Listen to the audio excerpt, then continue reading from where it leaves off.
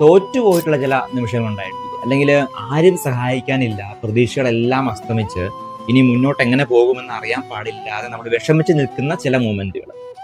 ഇന്നത്തെ സുവിശേഷം പറയാണ്, നിങ്ങൾ ഭാഗ്യമുള്ളവരാണ്. കാരണം ഇതിന്റെ പേരാണ് ആത്മാവിലെ ദാരിദ്ര്യം. കാരണം നമ്മൾ പലപ്പോഴും പറ്റുന്ന പ്രശ്നം എന്താണ്? നമ്മുടെ ശക്തിയിൽ ആശ്രയിക്കുന്നു, നമ്മൾ എല്ലാ കാര്യം ചെയ്യുന്നു.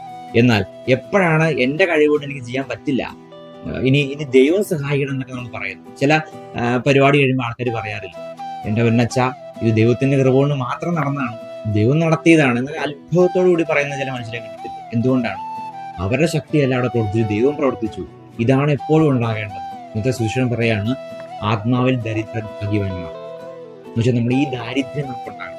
പക്ഷെ നമ്മുടെ കഴിവിൽ ആശ്രയിക്കാതെ, നമ്മുടെ ശക്തിയിൽ ആശ്രയിക്കാതെ, പൂർണ്ണമായിട്ടും ദൈവത്തിൽ ആശ്രയിക്കുന്ന അവസ്ഥയുടെ പേരാണ് ഈ ആത്മാവിലെ ദാരിദ്ര്യം എന്ന് പറയുന്നത്.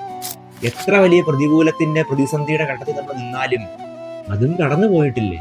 അത് ആരാണ് നടത്തിയത്? ദൈവമാണ് നടത്തിയത്. ഈ ഒരു ചിന്തയാണ് നമുക്കുണ്ടായത്. അതുകൊണ്ട് നമ്മുടെ കഴിവിൽ ആശ്രയിക്കാതെ, മനുഷ്യരിൽ ആശ്രയിക്കാതെ, ദൈവത്തിൽ ആശ്രയിക്കുക. എല്ലാ കാര്യത്തിലും ദൈവത്തിൽ ആശ്രയിക്കുക. അതുകൊണ്ട് പ്രതിസന്ധികൾ ഉണ്ടാകുമ്പോൾ വിഷമിക്കേണ്ട. ഇനി മുന്നോട്ട് പോകാൻ പറ്റില്ലല്ലോ എന്ന് കരുതി വിഷമിക്കുമ്പോഴും വിഷമിക്കേണ്ട. കാരണം നിങ്ങൾ ഭാഗ്യമുള്ളവരാണ്.